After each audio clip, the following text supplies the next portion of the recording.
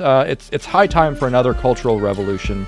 All the things that I had been teased for and bullied by, and all the character traits that made me not good in school, which I got decent enough grades, were actually a superpower. And I don't just mean like, oh, they were now helpful. I mean that I built a six-figure career with no education. Mind Blowers, Uncovering the Mysteries of the Future. This episode, Part 4, Be Different. Live Forever and Individual Education with David Shapiro, Lars Tvede, and Daniel Kafer. Today we're going to talk more about the interview with David Shapiro, and one of the things we're going to talk about today is the future of education. It was very interesting to hear what David had to say, and let's play the first clip here where he talks about how he would want to educate his future kids. So my wife and I talk about this a lot because we do want to have children once we're a little bit more, financially stable and figure out where we're going to be in the long term. And just again, looking at everything that I think is happening and what's coming and what we believe about the education system, we have already decided that we will not be going to, we're going to basically do homeschooling. So here's what I would focus on as an aspiring parent in the face of artificial intelligence and everything. Number one is relationships and communication. A happy life mostly comes from the quantity and quality of relationships that you have. So that means, expressing yourself, telling stories, active listening, negotiation, setting boundaries, working through conflicts. That, I'm not going to say that that's like the only thing to teach, but that is one of the most important things that children should learn. Because also, and this is true in my career, and I'm curious if it was true in your career as well, your communication skills actually really drastically increase your earning potential. So what David is basically saying that he would not put them in a traditional school. He would homeschool them, and he would focus a lot on communication and also how to build meaningful relationships. So I think that's a pretty big decision actually to make. In my own opinion, the education system has been extremely stagnant the last 50 years or 40 years. I actually still see some of the same books in rotation that I read myself when I was in school. But what do you think, Lars? What do you think the future of education looks like? I think there are some areas where people who are good at tech have been very frustrated. One of them is healthcare, and the other one is education. They really stand out. So the idea that you sit down and listen for 45 minutes to somebody talk to you has not really changed at all. And with the technologies we have right now, we can do what you call the inverted classroom, and that means that AI teaches you. And then when you do meet socially, which you and David agree on is very important, when you meet socially, it's on the assumption that you have been taught by AI, and now you have to work to do a real project together based on what you learned by AI. But the thing is that people learn in different ways. They learn at different speeds. Some drop out. Some don't understand parts. I personally have a tendency to zoom out when people talk to me in a long time. And that's because I just get associations, and then my brain runs amok in one direction. And if a teacher is talking with me, I don't listen. It's not because I'm mentally asleep. I'm just in another place. And that's for that reason it's more efficient for me to read, because when I zoom out, I just I'm not on the text anymore. When I'm finished zooming out, I continue the text. And sometimes I go at a high speed, sometimes I go at a low speed, and all of this can be done excellently with AI. So I think there's an enormous pent-up demand for tackling this problem. I also do think, though, it will be done over the next few years. Okay, so you do think that certainly education will be revolutionized even after such a long period of very, very little change? Yes, but I also think that it will happen by much faster in professional education. So not in the school system, because the school system is publicly managed institution. Even if they're private schools, they have to follow rules that are set by states or local communities. So we will see it work for people who want to learn new technologies, new things as part of their life and education, and also maybe people who wants to learn more about the healthy lifestyle or mindfulness or anything like that. I think we'll see it succeed there, and then from there it will slowly permeate into the legacy education systems that are really big but publicly managed. And one of the things that I'm excited about is the idea that AI can simply grab all the content it can find about any subject and then automatically turn that into an interactive education system, and then deliver that interactive education system for me. And that means, let's say, for instance, it finds out what my attention span is. Let's say it's 6 minutes on average, but it depends on the subject. So it talks with me, entertains me. Maybe it does it in a format of like two people discussing a subject, so it sounds like a podcast. But then they turn to me and say, Lars, are you listening? Yeah, I'm listening. What do you think about what we said 3 minutes ago about this and that? And then I answer, and then they said, do you remember the year that we said that, this and that happened? Yeah, that was in 2033. No. It was 31. Okay, 31. Yeah. So it finds out how much I understood and didn't understood and get me up to speed. And then once it feels comfortable that I've understand it, then it says, shall we go on a little bit more, Lars? Yeah, let's go on. And then it goes on. So this can be automated. I think that's far more efficient way to educate people than the old method of sitting on your butt. And also, there's something mentally in humans that there's an effect where it's easier for us to learn when we move. Something created by nature. I think that in the Stone Age, when we were hunting, we really needed to be alert, but when we were sitting in the cave, we could kind of chill.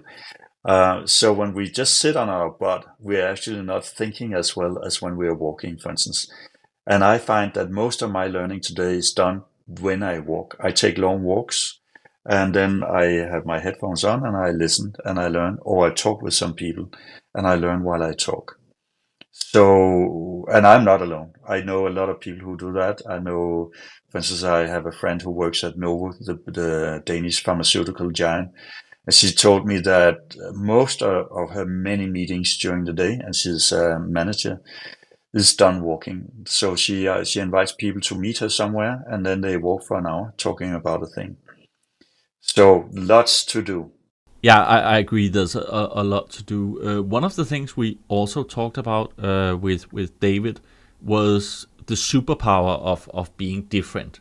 So when I was young, being special or being different was just another word for kind of being a failure. It was not something you wanted to hear from the teachers. But there seems to be a trend where being special is actually something you want to be. So we can see this clip here where I talk with David about this. I do see that trend. We're in a generational stage where divergence is happening again. So kind of the last time that it happened was kind of in the 60s with the hippie movement and the beatniks and the countercultural revolution. So it's 60 years. It's high time for another cultural revolution, and it's being driven in part by initiatives like diversity and inclusion. But I think it's also largely just being driven by the internet, and people are realizing that characteristics that have been pathologized are actually strengths. And here's a personal story. I was always like the dork, or my nickname in middle school was actually literally smart kid. All the things that I had been teased for and bullied by, and all the character traits that made me not good in school, which I got decent enough grades, were actually a superpower.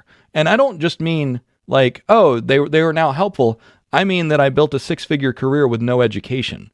And then I built a 100,000 follower YouTube channel, again, just by using my own natural abilities.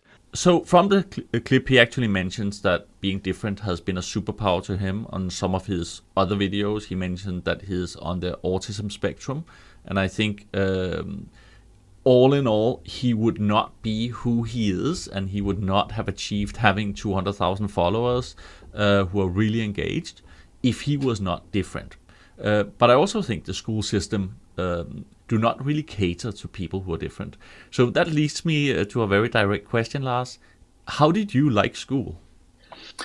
I didn't like it very much, but I have to say that I only fully understood that when I finally left the education system and started working and felt that I was far more happy.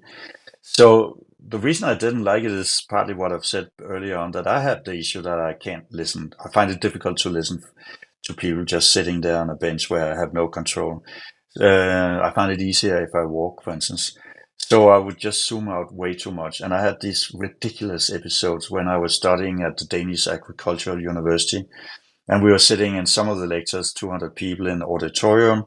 And there was somebody talking about chemistry or math or statistics or something like that. And I was sitting up there on row 20, zooming out time and again. And then afterwards, I thought it's so bad that I didn't grasp how these differential equations worked. And then the professor would almost always stay down there to take individual comments and questions. So I'd line up and then I would have that person and the professor would stand right in front of me, like right here, and take my question and explain me what the answer was. And while while I got the answer, I caught myself zooming out again. It was so ridiculous. So this goes to say that we're all different, and we need to mass customize the whole learning process. Everybody has to have a system that works for them, and when that happens, then some of the people who are not very fit for this, industrialized, mass-produced education system will instead get something that is adapting to them entirely, and then they will have a much more efficient learning experience. And the good thing about that is that if you have that, then you are not depending on having been accepted into some institution. You can do it yourself. And that also democratizes it a lot. People who didn't have a chance before get a new chance now to learn a lot of things they otherwise wouldn't have learned. So another part of being different is that it can be hard finding like-minded people, especially in a smaller society, maybe in school. And David talks about how the internet has been a game changer for that, and we can just see the clip here. Then there's also, because of the internet, there's more opportunities for people to find each other and form new tribes. Whereas before, if you had a personality trait or a set of capabilities that was 1 in 1,000 or 1 in 10,000 or whatever, then chances are you might never meet anyone like you. If you have abilities that are that rare or personality traits that are that rare, you might meet only 1 or 2 people like you in your entire life. But now with the internet, it's like, wow, there's thousands of us. There's tens of thousands of us. It's much, much easier to build a tribe. And going back to the fact that we are a social animal, we form those tribes. And so then once you have a tribe, you say, actually, there's nothing wrong with me. I'm normal within the context of this tribe. And not only am I normal, it's not pathological. And so what I mean by pathological is when you have a normalization, when you have social norms that say this is acceptable and good, this is unacceptable and bad, but then you get into a different social context where it's like, actually, all of these traits that have been, ostracized or pathologized, not only are they natural, they're positive. And so then you completely flip the script around. And what I've kind of noticed is that it almost seems like there's this mosaic pattern of society where it's like you've got tribes of people that are, like X, Y, and Z, and tribes of people that have, characteristics A, B, and C. And we can all find each other, and we don't have to bother each other anymore either. So I think what David says is very interesting. And of course, it's much nicer to be in your tribe than not finding people who are similar. And it's also a little bit of an echo chamber. So when you voice your opinions, people will normally say, yeah, I think exactly the same. I do think there are some challenges, however. I used to work at Facebook, and one of the challenges is that all algorithms are actually echo chambers, because the algorithm will learn what you like. So, for example, if you don't like Donald Trump, you will see a lot of clips of Kamala Harris saying good things, and you will see a lot of clips of Trump where they make fun of him, for example, and vice versa. So it also polarizes people. What are your thoughts here, Lars, in terms of the pros and cons of tribes and these echo centers? I think that's a very interesting discussion of communities versus diversity. So there's a big movement pro-diversity right now, and what David says here is that, for instance, statistics shows that the marriages that are most likely to succeed for a long term are not very diverse. People have the same social demographic and philosophical, etc. background. And I've seen other studies, for instance, that founder teams of startup companies are most likely to succeed and to stay together if they are very similar in age, similar in outlook on the world, and so on, because they have to trust each other and be able to read each other very well. So I think the most important piece of literature that I've ever read about this subject is the last chapter in a book by Nozick called State Anarchy and Utopia. It's a heavy read, that book, but was rated one of the 100 most important books in the 20th century. So he was leader of the American Philosophical Society, and he was a very, very good thinker. So in this last chapter, he goes in and says that he discusses utopias, which is of course a part of the book's title. And then he says, there is not one. You cannot define one utopia, because what is an utopia for some kind of people is hell for some other kind of people. So we're different. And it's the same view that Jonathan Haidt points out in his book, The Righteous Mind. So if we make the assumption, which David Shapiro also points out, we make the realistic assumption that people are very different, then what people really like to do is to find like-minded and live with. And yes, it's correct that the internet makes that possible. And there's in Nozick's book, he also discusses having the right to close these societies off from people who disagree violent with you, because you cannot have your utopia if some of the people who live in your utopia completely disagree with your basic moral instincts and so on. So that is one side of it. Then there's another side about creating echo chambers, and there I think we need these big branded media that are open to different points of view. So if you trust the brand and you think that the journalism, or whatever you call it, is of a very high caliber, then you will get access to many different views in a way that you always find inspiring and intelligent. But to force people to not find like-minded is actually to disrupt their attempt to create an utopia for themselves.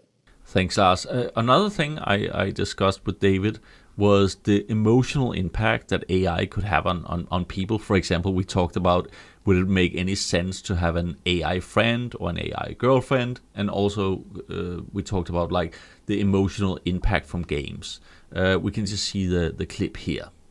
There was a period of time when I thought that it would be great to have an AI friend. And now that we have that as an option, I don't care anymore, which is that's not what I expected. And in fact, the more that AI takes over things, the more I prefer human interaction. So whether that is like, just as an example, we're getting, I have a giant bookcase behind me. So we're donating books. And so I just texted the neighborhood, because we have a neighborhood text. I said, hey, I'm donating a lot of books. Does anyone want any? A neighbor came over and hung out and talked for an hour about books yesterday. And like, that is the kind of interaction that is memorable. It's meaningful. And I think that, at least for me, I know there's plenty of people out there that disagree with this. But at least for me, knowing that the machine does not have the same kind of experience that I do, it just makes it feel empty. It makes it feel completely hollow. And so then once I realize that, I'm like, oh, I'm not waiting around for, an AI girlfriend or AI friends or Android friends or whatever. If it happens, it happens. But really in particular, I hope that, and I think that this is going to be, again, that divergence in society. I think that there will be probably plenty of people who will be more than happy to just put on, VR goggles and have, their virtual friends. They actually explored that in Star Trek many years ago with holodeck addiction.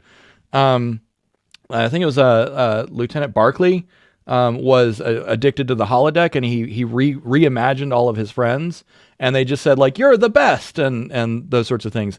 I think that certainly there will be some people who just prefer that kind of fantasy world where they're the hero and everyone likes them no matter what they do, and everyone is friendly because there's no stakes, there's no risks involved in that. So Lars, what do you think here? My first thought is I use AI so much, and it knows so much about my intellectual endeavors, at least, that it would be a very short step in terms of software to make that appear like a body for me. If I turn on GPT or Gemini in the morning, and it will say, "Hi Lars, how are you doing? Do you want to keep working on project blah blah or project blah blah? And what do you think about something that happens in the news yesterday?" It would begin to feel like a body. I think there's a very big difference between to feel that you have a friend in AI and then to be emotionally attached, like love. So there are probably people who could fall in love or are falling in love with virtual characters. I hear about that in Asia, for instance. I don't think I could do that at all for reasons that David actually mentioned, that there's no reciprocal element here. I mean, it doesn't love you back even if it pretends to do that. Becomes a bit different if it actually becomes sentient and can love you back. But personal AI sitting on my iPhone that guides me through everything in life that I want it to guide me through: health, motivation, organizing stuff, reaching out, and so on, which I, in my settings, perhaps set to speak with me as if I'm a friend. I think there would be something you would call a relation after a while. I'm kind of thinking the same, that I would not be super interested in like AI friends or girlfriends for that matter. But I think the emotional impact is interesting. I mean, I would love to have some shared spaces, for example, with my family, where we could take like a dream vacation, almost like a lucid dream somewhere, that would in real time take maybe a couple of hours, but it could feel like a fantastic weekend. I would love to try that out. I would love to see more sophisticated computer games where you could be even more emotionally invested in what's going on. So I think that part for sure is really interesting. Yeah, let me take something, because you're a music publisher and you also play music. Let's say that you're jamming with three of your friends, but there's a bass player missing. So you just get an AI to play the bass. And after a while, the AI becomes really good at playing with you. It learns to read the team very well. If the three of you playing with the bass guitar players, if that is what it is, might after a while begin to like that AI, like a friend, like an artistic co-worker friend. So that kind of relationship, I can easily see. I think it gets harder for me to see it when it's relationship for the sake of the relationship. I agree. I actually think it's quite easy to get those emotional connections. I mean, I built some avatars myself, and after I had them say different things, I kind of felt they were a little bit alive, not like sentient alive, but I could feel that, you start to get a little bit emotionally attached. So I think the same way you can get attached to a dog, or people can get really emotionally impacted by a movie, for example. I think they will be with AI as well. Yeah, like by a computer animated movie. Computer animated movie have made me have tears in my eyes and laugh like crazy, or be deeply worried, even though I'm completely aware that this is made. I mean, it's just made on computers, but of course by people who really know how to play on feelings. Yeah, I guess we're just wired that way. So I do think we'll definitely see AI playing with our emotions in the future. Maybe also the cute robots. There's have you seen the movie called Hitch? No, I can't say I have. No, it's a movie about so elderly man who is dying of cancer, and a child and a robot. And the most likely character in the movie is the robot. You really, really get to like the robot. It's very charming. It has a huge personality. So that can be made, and so you can have a robot in your home or your workplace that you like. Yeah, I also think for some people it might be the best alternative, right? It's not, everybody's not so fortunate that they can find that partner they're looking for. Let's jump to the final part of the conversation I had with David, which was about longevity, which is something we already discussed quite a lot. But let's hear the clip now. So I've been following regenerative medicine and stem cell therapy research since like 2010. And even back then, of course, I didn't write this down anywhere, so take it with a grain of salt. But even then, I predicted that 2020 was when things were about to change. And already the regenerative medicine industry is a multi-billion-dollar industry. So I was pretty close in terms of just like, okay, when is this actually going to be a thing? If it continues for any length of time, then yes, it's going to be probably sooner than 2035, if I had to guess. It's looking like regenerative medicine will probably really take off before 2030. Now, will that constitute as longevity escape velocity? Longevity escape velocity is kind of the biological equivalent of the singularity. But really what you can do is just look at the data, like how many drugs are in the pipeline, how long does it take for those drugs to be realized, how much investment. So when I was predicting like when solar was going to take over, all you had to do was just look at the investment.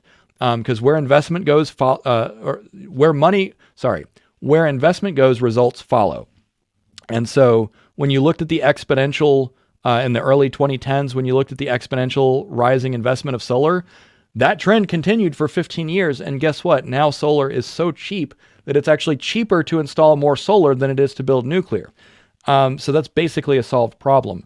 So when you notice exponentially increasing investment, it seems like it's an average of 7 to 15 years before that problem is more or less solved. So the fact that we have exponentially rising investment in things like longevity and regenerative medicine, as long as we don't hit a bottleneck, which again, you look at those other examples that I gave, the results will follow. So I'm not too worried about longevity escape velocity being hit before 2035. What David is saying, I think it reminds me a little bit about Kurzweil, really, expecting longevity escape velocity in like the early 30s, and that will happen relatively easily, so to speak, as a natural progression of technology and understanding chemistry and biology. So it's quite interesting to see the different viewpoints here. So he's basically in the most progressive camp here, thinking it's very close. Yeah, I mean, now we have the mutual pleasure of having studied these subjects a lot, and now the point you make when you in the interview where you say that you have 10, maybe 10 ticking time bombs in your body, and you diffuse 9, but number 10 will get you anyway. I think it's quite valid, and Aubrey de Grey, he points out that he doesn't think that the road towards quasi eternal life or very, very long lifespans will be a smooth curve, because it will still be subdued until we kind of diffuse the last time bomb. and it's not as simple as that. But there can certainly come a point where a number of people certainly start aging a lot slower and living a lot longer, whereas other people are not so fortunate because they have some conditions or processes in their body that are not that easy to tackle. So I think within 20 years or so, we will begin to see some super agers, but not all. Not all who tries to become super agers really succeed with it. Yeah, it's definitely one of the most complicated topics. So I think now we are at the time in the podcast where we'll try to formulate some tangible advice for the viewer. So maybe let's start with the longevity part of it. I think we've said it before, but investing in your health now might really pay off huge dividends, because it could actually get you into the realm of taking advantage of longevity escape velocity. Of course, we don't know, but you can say, what do you have to lose? Yeah, I mean, this mantra called live long enough to live forever, there's at least some sense of it, that the return on investment on taking care of your health is likely to be higher now than it would have been, say, 30 years ago, because, or depending how old you are, 100 years ago, let's say that, simply because you may, for every year you can extend your or slow your aging right now, you may get 10 or 15 or 20 years bonus life after that, because you live long enough to get these fantastic medications and treatments that are underway. So for the second advice, I'm thinking about like how can you take advantage of tribes and echo chambers, and here I'm actually a little bit more interested in the business side of it, because I think this is where we're seeing a huge trend. I think a podcast like this before the internet was bound to be very narrow and only listened to by very few people, but because we have the internet and we can go global and we can define specific target groups, something more specific can become, you could say, broad and big. What are your thoughts on that? How do you think people can leverage finding their tribes and echo chambers? I think it's very important to find out who you are, do some self-tests, really try to study yourself to find out what you think you are interested in, and what really, gives you flow experiences and so on. And then on the basis of that, actively try to look for how to connect with like-minded. And you can connect digitally and then later physically. David found his current partner because they were both scientific authors. So that, clearly there's some similarity in how they think and their aspirations there. Some people join the youth party of a political party in order to find like-minded people on a philosophical level. But then, as a result of that, they also find friends, and they maybe find spouses and so on. So I think it's a very good way to spend your time. I actually think using places like Reddit or groups on Facebook can really be a bit of a superpower. I've encountered people who, for example, had a very rare form of cancer and felt extremely alone, and then suddenly they found a group of like hundreds of people in the world who had the same form of cancer, and suddenly they didn't feel alone, and they could share experiences and even help each other get the best treatment. So I think there's quite a lot out there to take advantage of. So the final one on education, I have to say this is where I'm in doubt the most. I have two young kids. They're still in what you would call a traditional school. And it's also, a traditional school, it's also a parking place for the kids. So you can do other stuff as an adult, right? So I think it's really, really tough to step out of that and to homeschool. So at least I'm not ready to do it. But what would you do? You have adult children yourself now. What would you do if you had young children? Well, so I live in Switzerland. I have two adult children. They went to good schools, very good schools, where I think that some of David's concerns, which I share and you share, I think, were addressed pretty well because it was quite focused on not so much on the learning part, but on expressing themselves, making speeches, presentations, projects, and so on. So I was happy with that, and as a part of the package, of course, you get this quite amazing social community. So one thing that I think is that until children are perhaps typically around 14 years old, you are the role model for the children. But after that, they start naturally, probably as a healthy part of the development, to look for other role models. And it's quite important, or has been quite important for me, that the good role models are around them when they start looking for them. So it's very important to get them into inspiring environments. It's very important though that in terms of how they learn, that they start preparing for the way learning will be in the future, which I think it will be, as we have spoken about before. Also here, it will be AI driven. So they learn to learn. And I would be very worried if they didn't use AI a lot. And if any school says that AI is a problem, I would be very worried about that school. It's not a problem, it's a solution. I know I sound like Ronald Reagan right now, but I think that's really important. Yeah, I couldn't agree more. I think that's a perfect way to end Mind Blowers this time. Thank you, Lars, and thank you, David.